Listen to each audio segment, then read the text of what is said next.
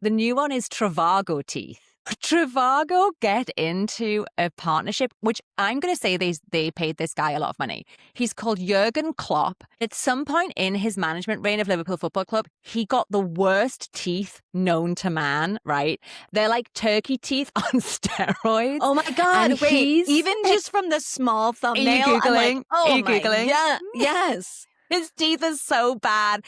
And Holy shit. Maybe that's what he wanted, right? I've got no idea. But in my opinion, his teeth are like he's got someone else's fucking teeth. And he is in this advert for Trivago, right? And his teeth are such nightmare fuel that we now say Trivago teeth.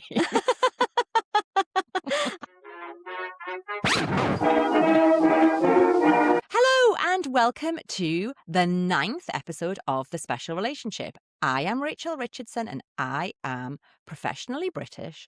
And this is Nicole James and she is professionally American. Hello. Yay, back again in this hell country. How are you? I'm very good. I have to ask you, is Donald Trump okay? Is he okay in the head? Yeah, it's crazy because you were saying right before we started recording that you guys are just now starting to, on that side of the pond, wonder if he's okay mentally. It's just like, where have you been? He appears to be talking to himself. Like, I don't know whether he's got with like the Instagram girlies and is like, I'm going to start manifesting like what I want like my life to be. So I'm just going to say all this stuff out loud, even though it's not real or true. I do think there's been a turning point for Brits where we've maybe like peeked behind the curtain and realize there's nothing there or something. You're talking about him saying, I talked to Iran and we're all good. And then Iran saying, we didn't talk to this motherfucker. Correct. Yeah. Monday was a ride. He would say something, then 5 minutes later, the journalist would be like, but we've asked everybody in Iran and they say no one's talking to him. And so we were just very much like, okay. What drives me crazy about this, and not to get worked up already, like 3 minutes in, but I wanted to talk about this a little bit because I listen to The Daily, sometimes against my will, just to obviously stay up to date. And they did this whole episode that probably didn't make it over there because it's a little bit granular in the weeds about like our voting populace. But it was really about the voting Republicans who are disappointed in Donald Trump, specifically because of Iran. And the episode spent probably the first 10 minutes going back to his original campaign speeches, 10 years ago about all these endless wars in the Middle East, and he would never do this. And, it turns out he lied. And I'm like, you guys have been spending. What is driving me insane about this coverage is we have been spending years, every single time this man lies, saying, oh my God, he lied. He's a liar. Liars lie. And it drives me fucking insane because it's the same news over and over and over again. Donald Trump said this, but did this. Donald Trump said this, but did this. That's what he does. He's been doing that his entire life. And what drives me nuts, and I wonder if you guys ever talk about this, probably not, but, where are the conversations about why did we elect a liar? That's the question. You know what I mean? Oh. And I just feel like that because that's really what would be helpful if we dug into what were the circumstances that let a liar become the president. I mean, they've all sort of been liars a little bit. I think if you're a politician, you're a little bit of a liar. But I think it's just driving me nuts. I do think it's kind of wild that there do seem to be more conversations.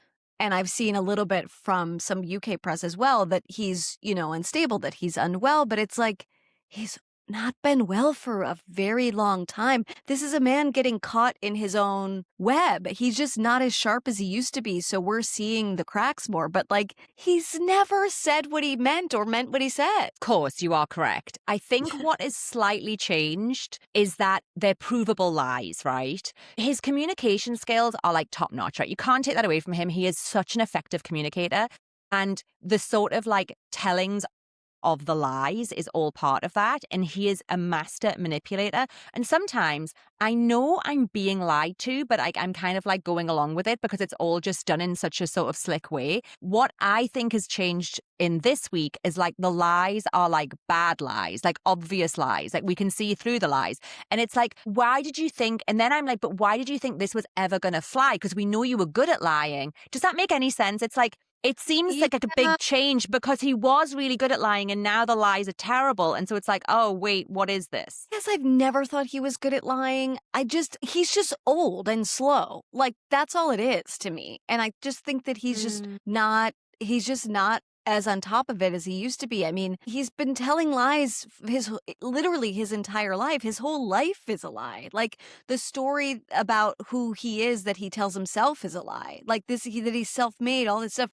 His entire foundation is a lie. That it's like, it's just crazy that suddenly people are like, wait, is he lying? Yes, that's why you liked it before. You've been liking it for 9 years now. You don't like it? I don't understand. I don't understand. I think it might be one of those things where it's like, oh, he's an asshole, but he's my asshole. Is that not it? Well, With Trump voters? certainly that's part of it. I just do. I mean, obviously, Iran think for some reason, and now with like the gas prices here and people really starting to feel it affect. Gas is the new eggs. It's just the new eggs. Think people are like, wait a minute, this is coming to my front door. I don't want this. This is not what I voted for. It's like, this is literally what you voted for. Literally. I'm trying to find it funny, which I don't know whether that's just like a trauma response. No, Like, I there's some think it's very good. I think it's healthy. funny videos and memes. It's like, I can't do anything. I feel really helpless. So, like, maybe I'll just enjoy the AI slop and the slopaganda. I think you can do both. Like, I think, I don't know if this is a therapy phrase or like a spirituality phrase, but I love the idea of observing, not absorbing, sort of watch. And I think you have to find some humor in it to like get along, because if you think about it too much, it's just too sad and there's just too many things at stake. You would just drive yourself insane. It's so true. Yeah. Okay, shall we move on to British teeth? Yes. Yes. I'm very excited for this episode. I did very little research because you're going to be teaching me everything. Rachel's showing her teeth right now. Can you please rate my teeth? Rate my teeth. I think they're great teeth. Thank you. I think they're great teeth. I wouldn't You say have they're the British best teeth. Well, thank you. My parents would be very happy. They paid very much money for my braces. I had braces for like 4 years. And then before that, I had an expander. It was a whole thing. I was in dental work for like 6 years. Anyways, wow. Because before that, my teeth were quite British. They were overlapping at the front. They were all smashed together. I have a photo that I wonder would be funny if we put in this edit somewhere, but I'd have to find it. Anyways, it is certainly an American stereotype that we think British teeth are quite heinous. I mean, we have Austin Powers. The Simpsons are constantly making fun of British teeth. I sort of feel bad about it, but I do want to know, why are your teeth like that? Why do our teeth look like we've been like chewing on curbs? All I'm going to say is that I was quite happy with my teeth. And then I moved to America and I got Invisalign pretty much straight away because I did feel like Oh my God. So you felt it like right away. I pretty much felt it. My teeth weren't bad, but they had started to cross a little at the front. And then I was just surrounded by people like you who had like gleaming, straight, perfect teeth. And I think I got really a little bit paranoid about the whole thing and was like, oh, maybe I get on this like Invisalign train. Wow. So you noticed. I definitely noticed. And my teeth are definitely straighter. Recording this podcast and having to edit it and look at my face, it's actually given me a real issue though with my teeth, because I feel like then my teeth don't fill my mouth, so I might be going back on the Invisalign if I let it really seep in. I don't see that, but we all have we should not be looking at our faces really this much at all, This is true. But I will attempt to answer this question. And please. As we know, Britain has a socialized medical system in this country. It's called the National Health Service, and we did a whole episode on this subject. So I'm not going to explain the whole backstory to that. Look at that other episode. But what it means is, out of our taxes, there is this service that essentially provides us with medical care. And when it was founded, it included dentistry. But it had a health focus, not a cosmetic focus. And so obviously, decades on from the birth of the NHS, things have evolved quite a lot.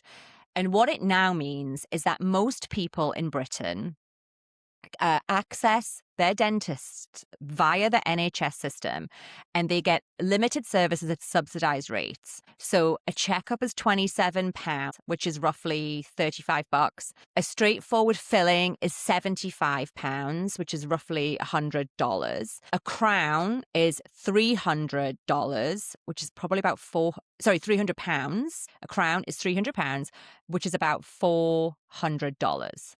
And if you are on benefits, if you're pregnant, you actually might get that for free.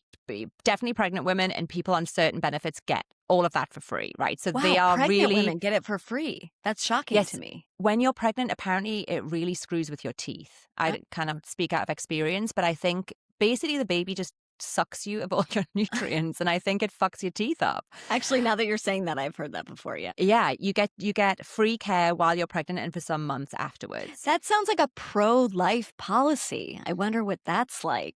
It's wild, isn't it?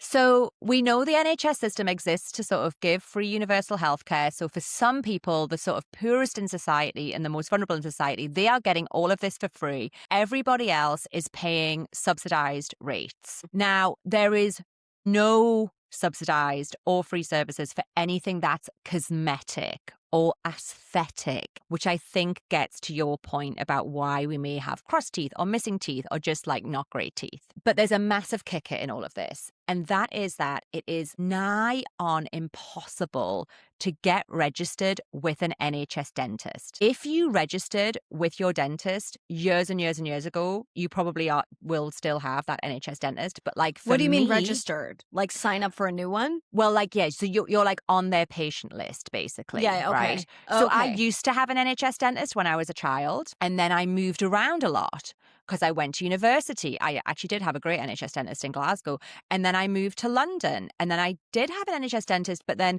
if you move to different, like, even just like not far away and you want a dentist like closer to you, when you try and move to a new practice, it became almost impossible in the last 20 years to get into a new dentist clinic, if that makes sense. So a lot of people are like fine because they've like stayed where they were and historically they were sort of set up with that dentist practice, and so they're all good.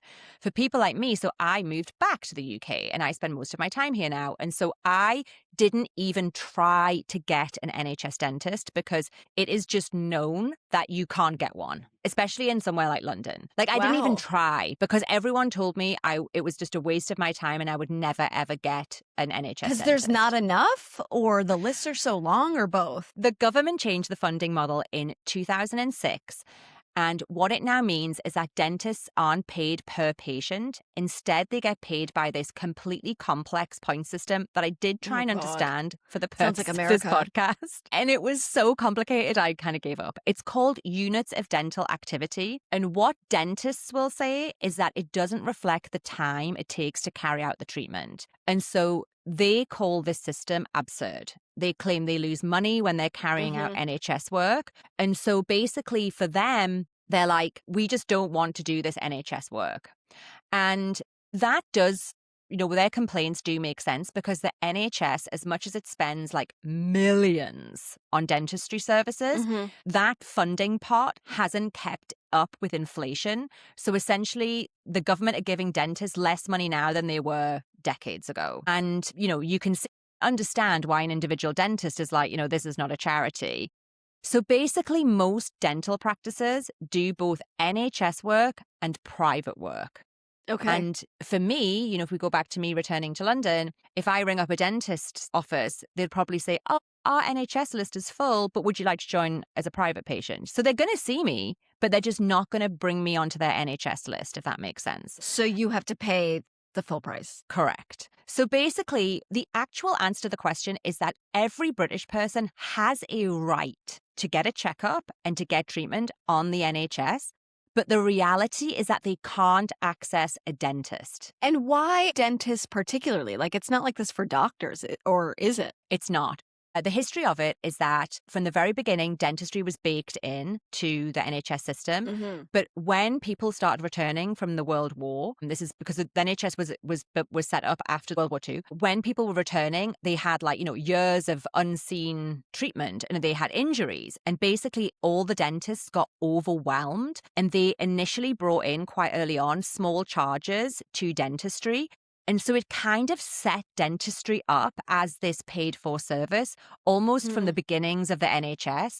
And then that has just kind of like grown and grown and grown and grown. And almost the paths have diverged. And so in this year of 2026, there would be riots on the street of Britain if the government decided to start charging people for NHS services. Right. It's like they've been getting away with it in the dentistry So no one's part. like stopped down and said, let's re-examine this. And then I guess there's also this element of like, of course, dentistry is essential, but like, it's unlikely you're going to die. Do you know what I mean? Like, it's almost this thing where, I mean, there definitely is obviously emergency medicine for dentistry. If you're like in agony or like, maybe you've got like an infection or whatever, but that's not having a heart attack. That's not having cancer. Right. So it's been one of these things where it's sort of like very slowly become a shit service. And people like me who can afford to pay have just been like, this service is rubbish. I'm just going to find an alternative because I, care about my teeth and I want to look after them and this system doesn't work for me. And so those two things hand in glove means like we've kind of got these divergent systems. You have poor people who have to deal with the NHS. If they're on a list, fantastic, right? They're lucky. If they're not on a list, like that's crap. And we're actually finding that those people are doing things like going to Poland and Romania and Turkey to get treatment. Yeah. We, at some point, and I'm sure we will, we have to talk about your veneers because you guys really do them big and white. We're going to get into turkey teeth in a minute. But I'm talking, in this instance, I'm talking about people who will go to these countries to like get a crown or a root canal or an implant, like maybe something that's like less cosmetic and more like I actually need to get this, for my gum and dental health or whatever. So basically the costs are quite high in the private system. So just to give you some like comparisons, you're paying like significantly more than you would for on the NHS. So, like a crown, for example, £300 on the NHS, that's going to be maybe thousands of pounds in the private system. Wow. So if you don't have an NHS dentist and you need that work, really your only option is to pay private. And then obviously some people don't have that money. So either they don't get the work done or they do something drastic like go to a different country. It's sort of funny. This is all sounding a little American. And it's so funny that Americans look to the most American part of your healthcare system and think, damn, they're not doing a good job. We can't look at our own healthcare system and say, wait, this is also really fucked up. I just think it's funny that it's like we can visibly see that, this is not maybe working so well. And it's the one part of your system that's like pay to play. It's really interesting. And if the NHS did try and start to like bring in this type of system for like the healthcare part of it, like you can see that people would just make the direct comparison and say no, be like, no, we're not having this because this has sort of kind of fallen apart. So for me, right, I can afford a private dentist. I mean, I really wish I didn't have to pay this, but I can afford this. And so I pay £20 a month for my private dentist, and that covers 2 checkups and 2 cleanings a year. And then any treatment that I might have, I get like a 20% discount for being this like on this subscriber system. That's now, like America. It is. But I should point out that this is actually very unusual. I don't know anybody else who has this system other than me. Most people pay as they go. And I actually think that might be part of the issue of why some people don't get treated, because I think if you don't have a sort of continuing relationship with a dentist and don't keep on top of your checkups, and you can understand why you're like, fuck, I've got to go for a checkup. Oh, that's like $65 or whatever, £65 or whatever. Right. Why people don't do it. Whereas like for me, it's like baked in. I kind of don't miss that £20 a month. And then like, I know that when I turn up every 6 months, like I don't have to pay any more. So for me, that works really great. But like I can understand, especially if you're young or you're low income, where you're like, I'm just going to skip my checkup this time. Or I'm just going to go once a year. I'll go next time. Yeah. Exactly. And so I do think that does have obviously like longer term impacts, right? About like the state of people's teeth and whatever they look like. But then I do think what has definitely evolved, and I mean, obviously this is not scientific. This entire podcast is us just talking off the top of our heads. But the for me, the sort of focus on dentist aesthetics happened in Britain about 15 years ago. Up until about 15 years ago, I don't even think I knew what a veneer was. I certainly didn't know what Invisalign was. Yeah. I mean, we weren't talking about veneers, I don't think 15 years ago. I feel like maybe Invisalign was more a topic of conversation. I mean, braces are such a thing here. It's like such a rite of passage as a teenager. As a And teen. actually, I mean, is that do you guys get braces? We Like, as a do. teen? We do get braces as a teen. So the way it works now is that certain patients, like certain kids, will get braces for free. But their teeth have to be in like some sort of chronic state for that freeness to kick in. Yeah. Most times, parents might have to pay for the braces now. That is the current system as I understand it. Back in my day, in the 80s, Yeah. the braces were free. The system's obviously evolved in that time. And I did get a brace as a kid. And my sister had like the fixed train track braces. And obviously, as you can imagine, in a socialized system, none of this looks good. Like, Right. it's ugly Right. ass braces. So, that, but like, when you were growing up, was it like basically for us, when you get to sixth, seventh, eighth grade, like almost everybody has braces. Is that the same in the UK? no. No. I'm not going to say it's everybody. I don't know what the figures are, but definitely not everybody. Like in my school, I mean, this is obviously going back to the 80s, but in my school, it was a minority of kids had braces. Very and rare. Like, and I don't want yeah, to and say that made, everybody. I mean, it was also for us like more, upwardly mobile white kids, of course. But your parents, I think it was sort of expected that if you had cosmetic problems with your teeth, meaning your teeth were maybe growing in fine, there were no huge problems, but there was spacing issues, or they were overlapping, or they were too far apart, it was pretty much expected that like your parents would get you braces. right. Yeah. Yeah. And I think now there is this focus on the aesthetics. Like, I Yeah. feel like it's become unacceptable in certain social groups to have bad teeth. And I don't think that was the case 20 years ago at all. I think people didn't really care about teeth. But I got a little bit fixated on this sort of 15 years ago thing. I think what happened there was a sort of like coincidence of the advent of Invisalign, this kind of like commonality of especially like celebrities getting veneers and Yeah. like teeth whitening technology. But it also kind of came about in Britain anyway, around the time of like really big reality TV shows like The Only Way is Essex, which all of the cast members are fake. Like they've all Yeah, got the whole ballooned thing. lips. They've got the puffed Filler. out cheeks, and they've Mhm. got those really fake teeth. And Teeth are so, crazy. like, as a result, weirdly, of all these things coming together, right? And it's really hard to parse out which one's which. Like, is it because you can, like, pay money and get your teeth straightened? Or is it because people want to look like Gemma Collins from The Only Way is Essex? British teeth are now a lot straighter and a lot whiter than they ever were. Than they ever have been. Than they I would ever, say ever have that's true. been. Just knowing, the sort of British imports that I see, just, reality TV actors, actresses, it's not such a thing as it was when, the stereotype of bad British teeth is certainly not what it was. I was going to say about your theory, I mean, also 15, 20 years ago was social media, the advent of Yeah. social media. So we Yeah. are all looking at ourselves so much more. And Correct. so, while it might not so much be teeth here, even though it is, and so many people have veneers and all of that stuff here as well, it's everything else too. It's filler, it's all the things, because we're looking at ourselves way, way, way more than I think Mother Nature ever intended. Totally. And look, the whole turkey teeth thing, all right, let's get onto that.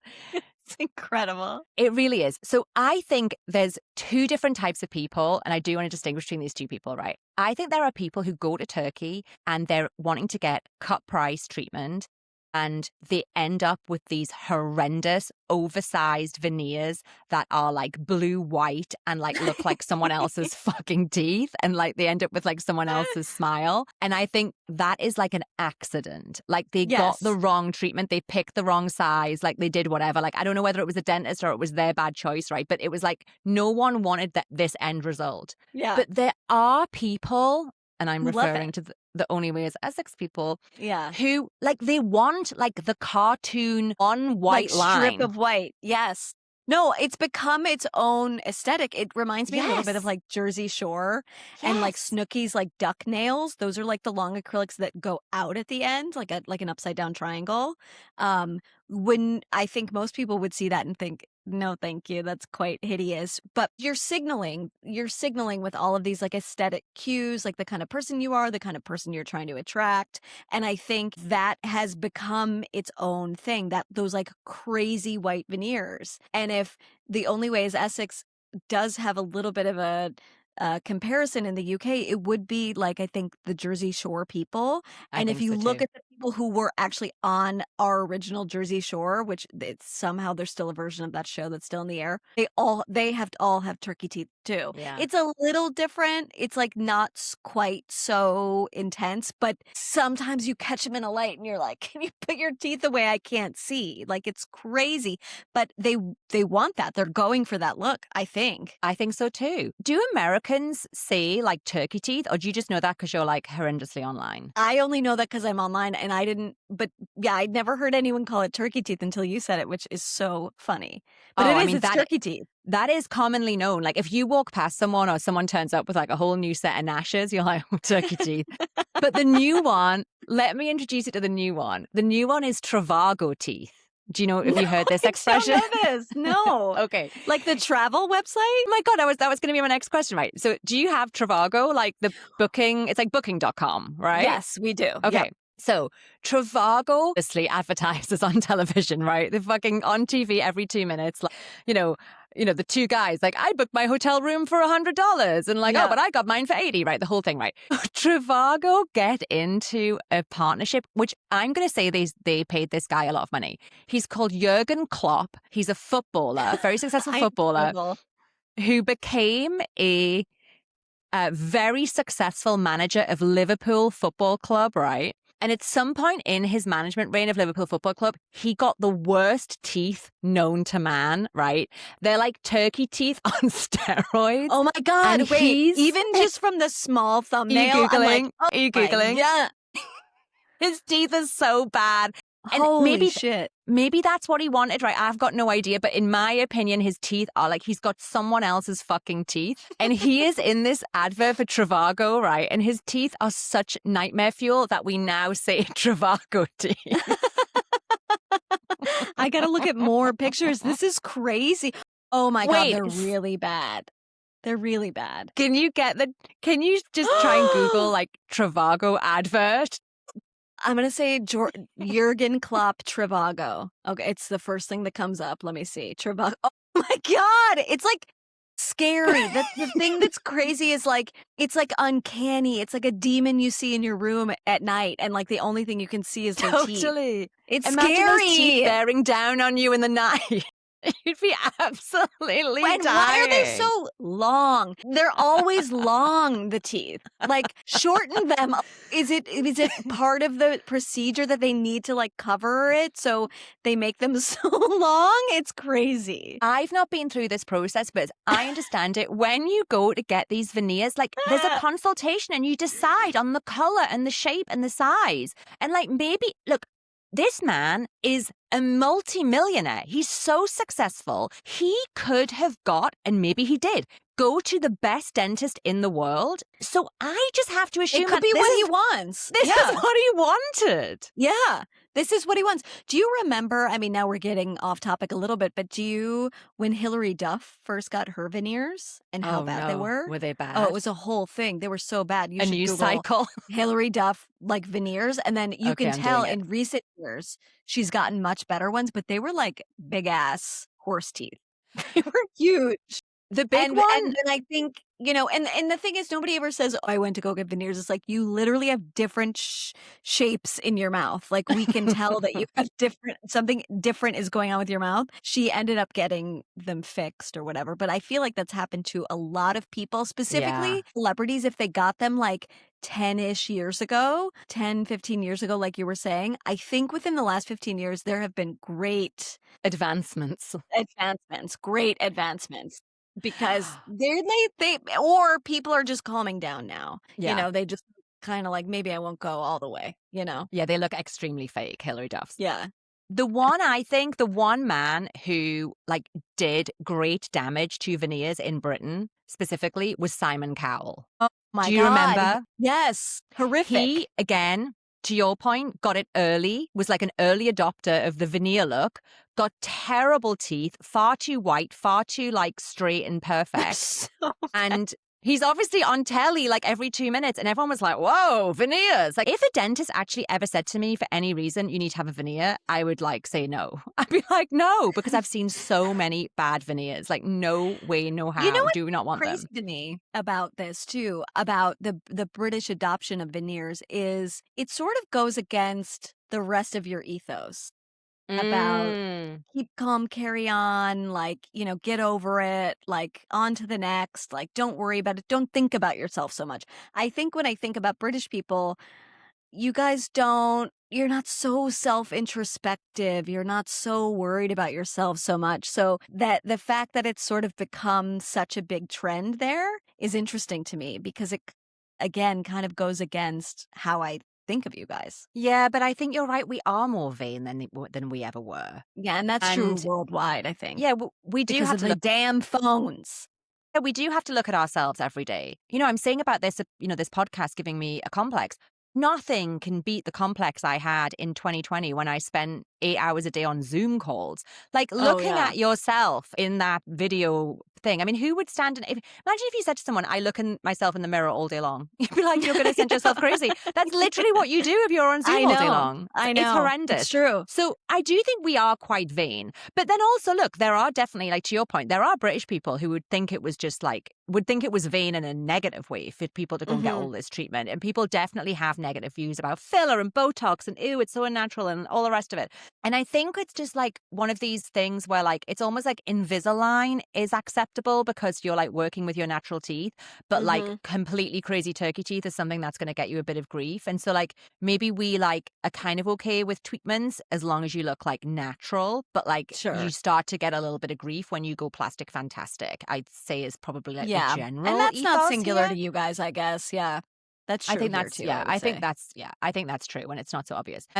Do you want to know my other theory about British teeth? Yeah. It's that we have spoke about this before, but I find it astonishing how much America loves British actors and like reveres them. And of course, like they're generally very good, but like America also has loads of great actors. But you seem to love our actors, particularly like for character, roles. And I think one of the reasons why British actors do so well in America is because they have characterful teeth and they do not have perfect teeth. 100%. Amy Lou Woods, Keira Knightley. Yeah, couldn't agree more. I think there's that meme or whatever that people always say about, different American actresses, like, oh, she has Instagram face. She could never be in a period piece. If you look like you have spent time on Instagram, or what Instagram is, you can't be in, a Jane Austen like interpretation. And I feel like that's why, so many American people like revere British actors too, because you seem so natural, down to earth, sort of untouched by the Hollywood veneer, no pun intended, that it seems like we just immediately trust you more to be a better actor, because you look the part of being real. Whereas so many of our like super mainstream, actors and actresses just are now just starting to look so plastic. Yeah, they've all had the work, haven't they? It's so interesting. Even people like Emma Stone, I know. It's tough. So I was racking my brains trying to think of like American Hollywood people who have like characterful teeth. And I could only come up with two. One was Ayo Edebiri. I hope I'm saying her name correctly. Ayo Edebiri, Ayo Edebiri, am I saying it correctly? Okay. Yeah, I think so. She's actually Irish, so she claims I actually do love that Irish? joke. I don't no, think she's not. Irish. It's a joke. It's a joke. Okay. I'm like, I don't think she is.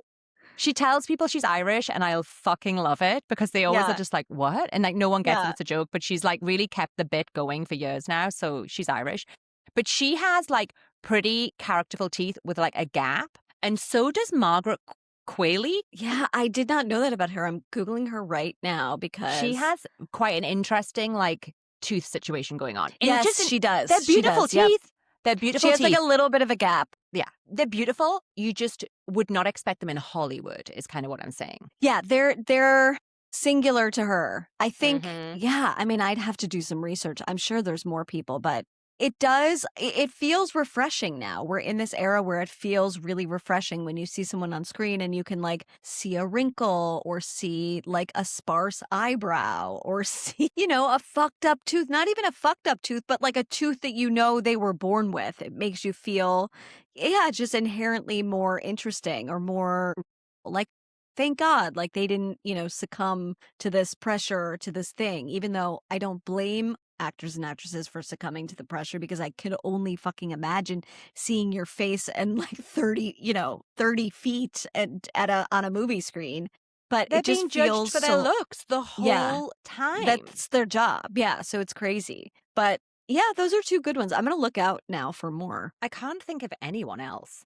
There must be some. I was like, surely there must be like a guy, but like maybe it's like, I don't know, like a big character actor, who I literally cannot think of. Jesse Plemons, does he have like regular teeth? You know what? His teeth, I'm not familiar with. I know. I I'm have not to familiar look. with his teeth either. But that is where I think, I think that is the edge that British actors have over American ones. They basically aren't fucking with themselves.